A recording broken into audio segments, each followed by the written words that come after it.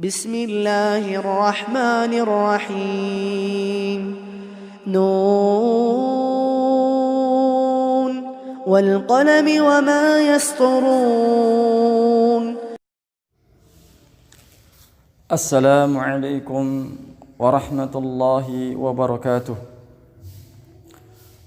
الحمد لله رب العالمين حمدا كثيرا طيبا مباركا فيه كما يحب ربنا ويرضى. أشهد أن لا إله إلا الله وحده لا شريك له وأشهد أن محمدا عبده ورسوله. اللهم صل وسلم وبارك على نبينا محمد وعلى آله وأصحابه ومن تبعهم بإحسان إلى يوم الدين. Ikhwatal iman rahimani wa rahimakumullah. Pertama kita bersyukur pada Allah Ta'ala, di sore hari ini kita bisa melanjutkan kajian parenting kita, kajian yang kedua.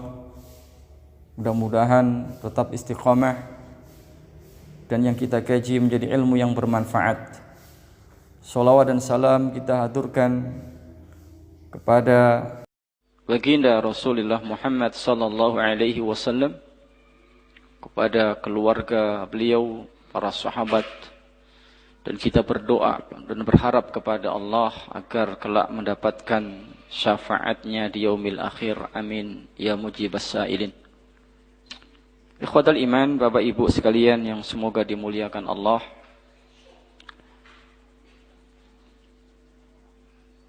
Pertemuan sore kali ini insyaallah kita akan tadabbur ayat dalam surah Luqman, dan silakan bisa diambil mushaf Qur'annya supaya bisa menyimak. Ini banyak sekali. Yang ibu-ibu silakan, atau bisa pakai mushaf di HP.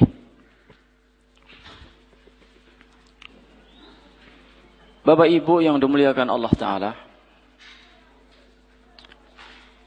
Luqman ini bukan nabi, bukan rasul, tapi orang saleh.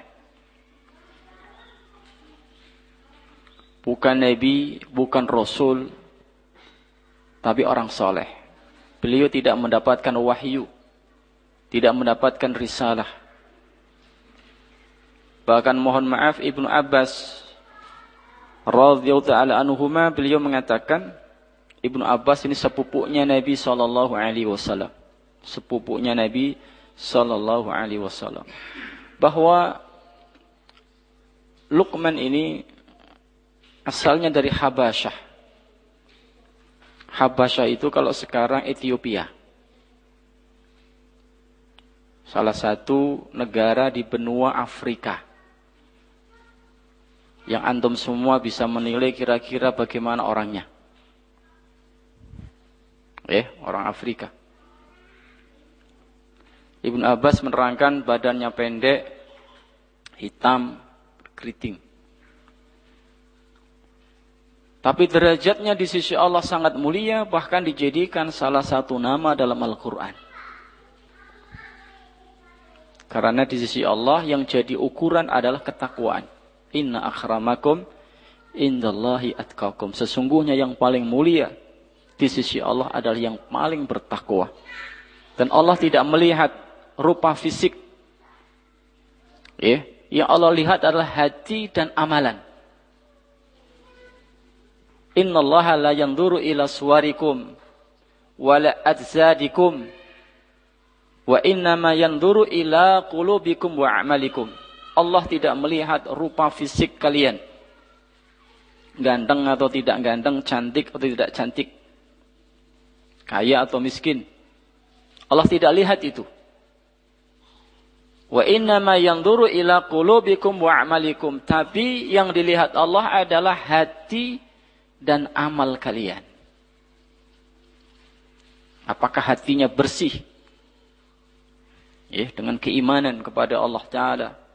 Kemudian membuahkan amal saleh ataukah tidak?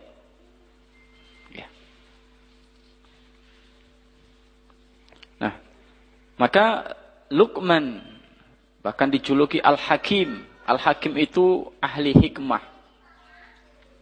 Orang yang hakim.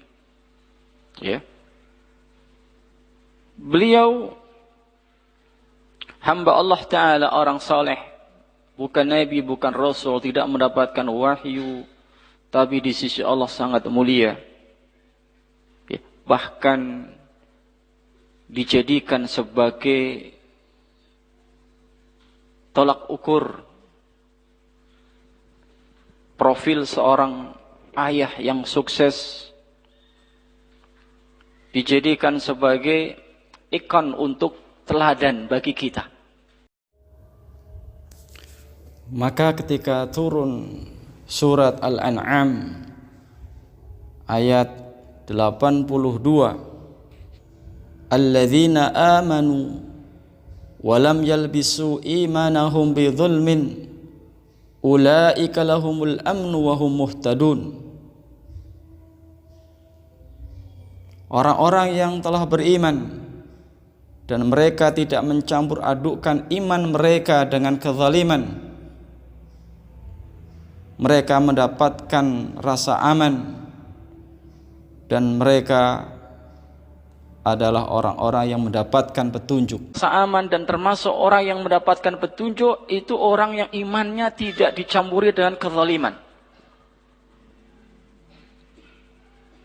Maka ketika turun ayat ini, para sahabat mengadu kepada Nabi SAW, ya Rasulullah, berat sekali.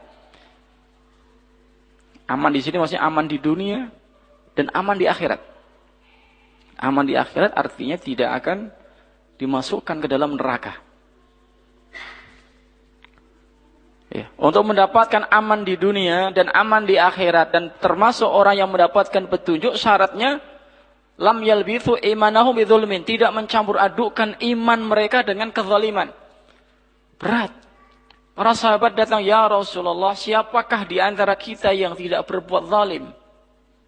Tidak pernah mencaci orang, tidak pernah menggosipi orang, tidak pernah mukul orang, tidak pernah nipu orang. Ini kan kezaliman. Berarti kita semua ini tidak mendapatkan rasa aman nanti. Akhirnya akan masuk neraka. Berat ya Rasulullah.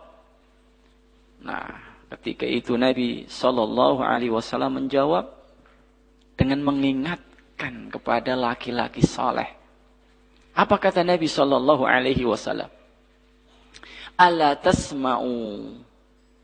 Alam tasma'u qawla Luqman libnihi wa huwa ya'idhuhu ya bunayya la tusyrik billah inna syirka la dhulmun adzim. Kata Nabi SAW, apakah kalian tidak mendengar perkataannya Luqman kepada putranya ketika sedang memberikan nasihat? Ya bunayya, wahai anakku, jangan kamu berbuat syirik, la tusyrik billah. Jangan kamu menyekutukan Allah. Inna syirka la dhulmun adzim. Sesungguhnya syirik menyekutukan Allah kezaliman yang besar. Nah, Bapak Ibu perhatikan di sini. Nabi SAW menjawab dengan mengalihkan, menunjukkan pada ucapannya Luqman Al-Hakim. Ya. Alam tasma'u qawla rajulin salihin. Ada tambahan di situ kalau tidak keliru di hadisnya. Apa kalian tidak mendengar ucapannya laki-laki yang saleh? Maksudnya Luqman. Ketika memberikan nasihat pada putranya. Wahai anakku, jangan kamu menyekutukan Allah. Sesungguhnya menyekutukan Allah ini termasuk kezaliman yang besar. Maka maksudnya ayat tadi, zalim yang dimaksud adalah syirik, menyekutukan Allah. Ya, maka orang-orang yang akan mendapatkan rasa aman di dunia dan rasa aman di akhirat, serta termasuk orang yang mendapatkan petunjuk, itu adalah alladzina amanu wa lam yalbithu imanihim bidzulmin.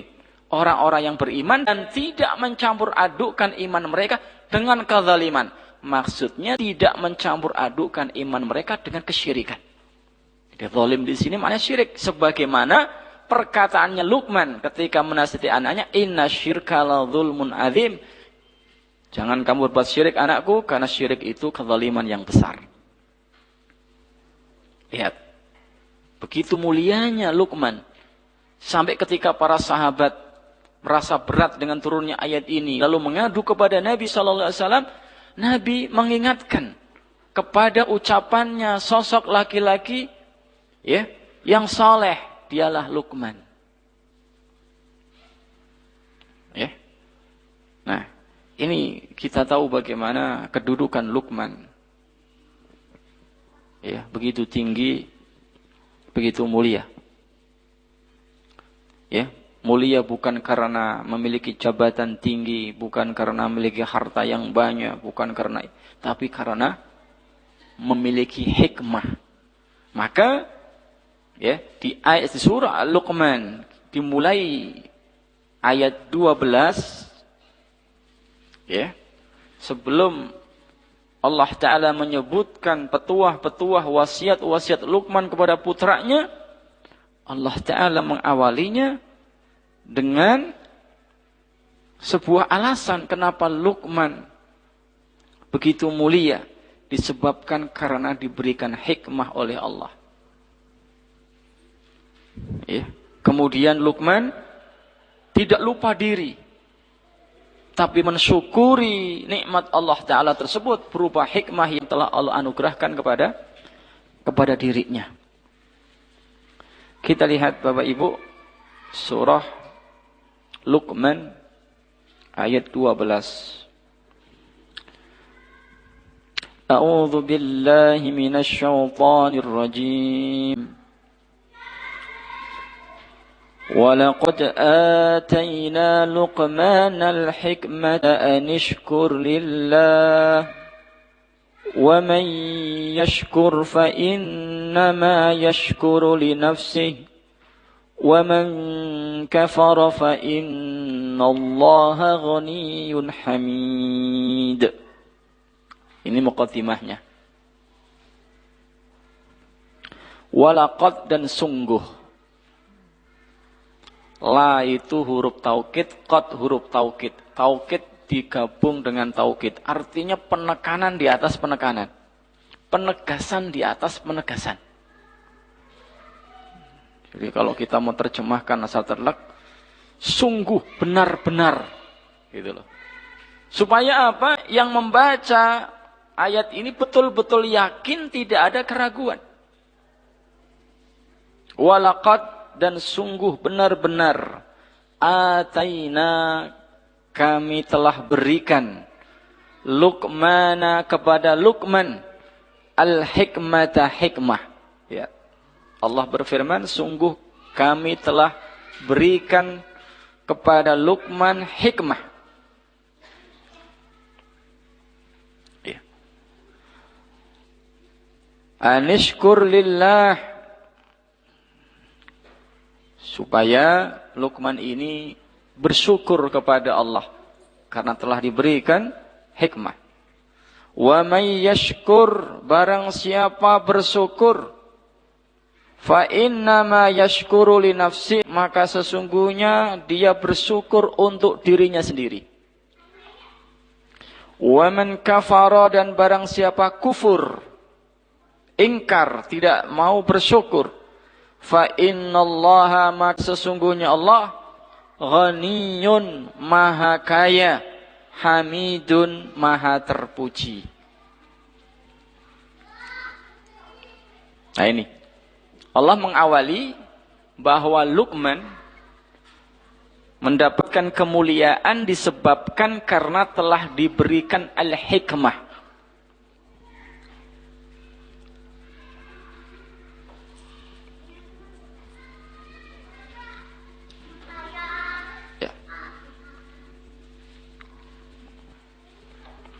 Lalu apa itu hikmah?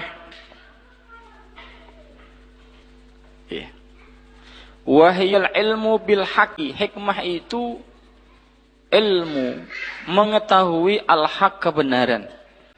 Ala wajhihi wa hikmatihi, sesuai dengan hakikatnya.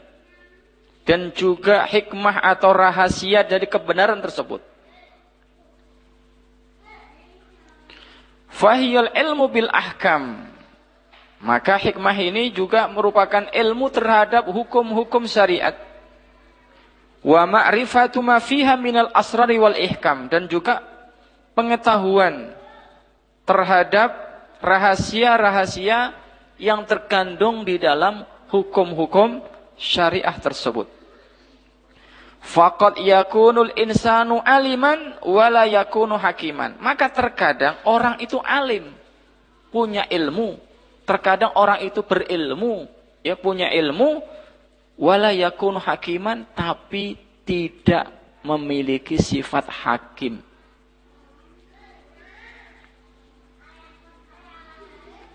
Ya.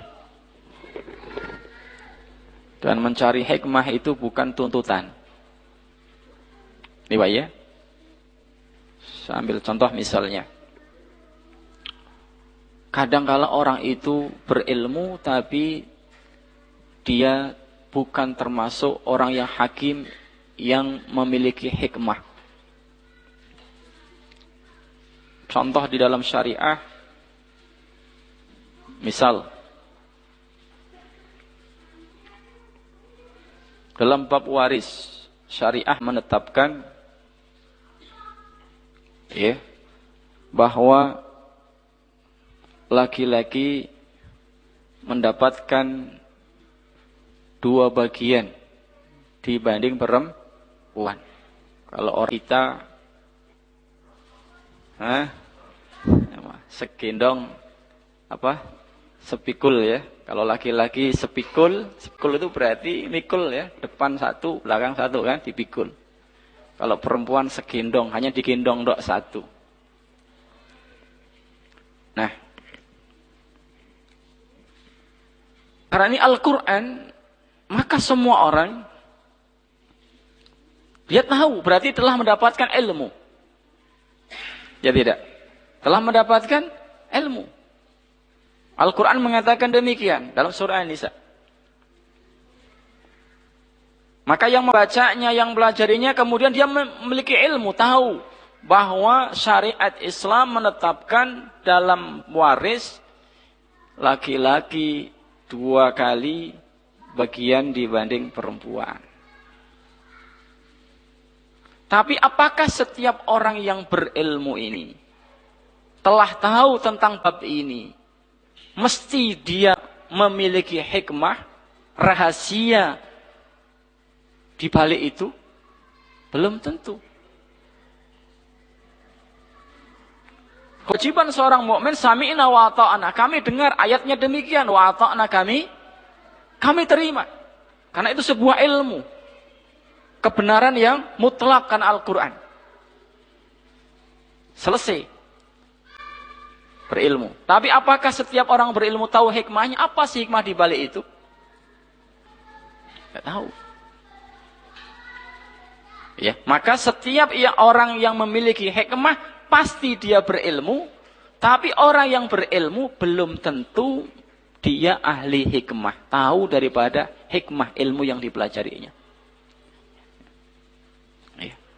Hikmahnya apa? Ya karena laki-laki ini memiliki tanggung jawab yang besar. Ketika dia mendapatkan 2 bagian dalam bab warisan, tapi 2 bagian ini kan dibagi, dinikmati oleh semuanya. Oleh orang-orang yang berada di bawah tanggungan laki-laki ini. Saya dapat waris 2 bagian daripada adik perempuan saya.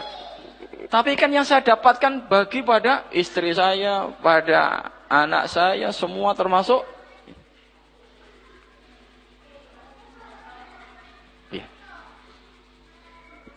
Tapi kalau perempuan dapat waris 1, itu orang lain tidak bisa ngutik-ngutik. 1 yang milik pribadi.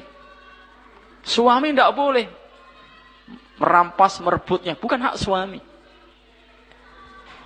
Paham? Tapi kalau suami dapat waris, maka istri punya hak. Karena istri punya hak nafkah. Suami punya kewajiban beri nafkah pada istri. Pada anak-anaknya. Pada orang-orang yang di bawah tanggungannya. Tapi kalau istri 1. Sehingga kalau, maka adil itu bukan sama rata. Ini konsepnya orang sosialis. Komunis. Adil itu sama rata. Tidak begitu. Adil itu seimbang. bukan sama rata. Adil itu seimbang, bukan sama rata.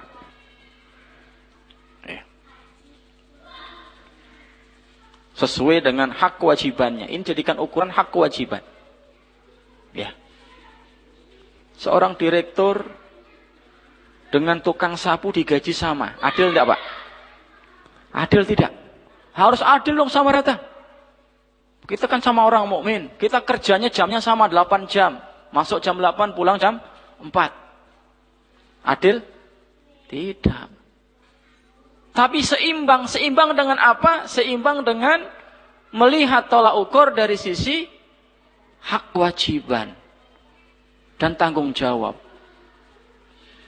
Karena direktur, tanggung jawabnya besar.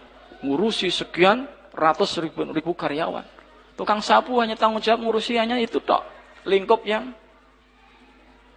dia ditugaskan untuk bersihkan. Tentunya berbeda. Punya anak yang satu SMA, yang satu SD. Beri uang saku sama? Tidak. Kan adil. Ya, ada orang berbuat kesalahan.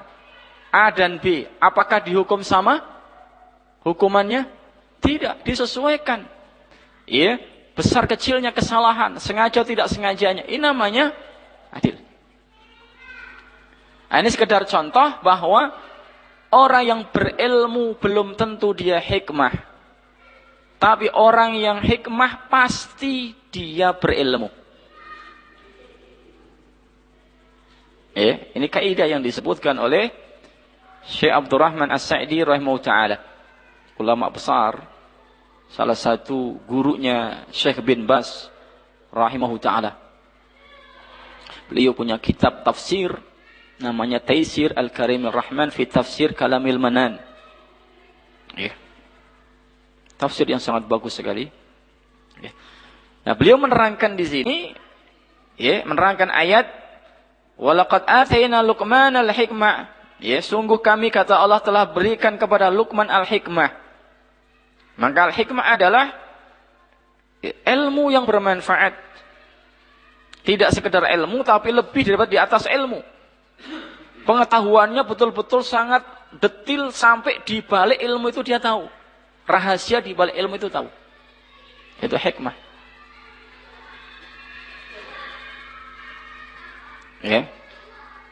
Maka para ulama, walaupun sama-sama ulama, kadang-kala yang satu hanya sekedar mendapatkan ilmu, tapi yang satu lagi lebih dari itu mengetahui hikmah. Ya banyak.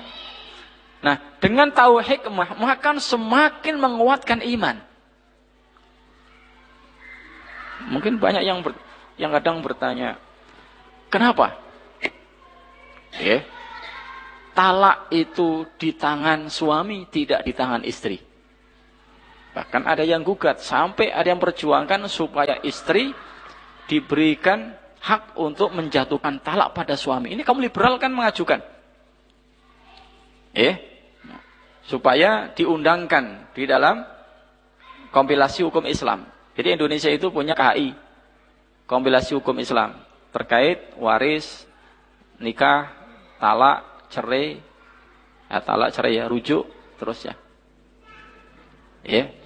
Jadi hukum Islam, hukum syariat kemudian dijadikan sebagai undang-undang dalam negara kita.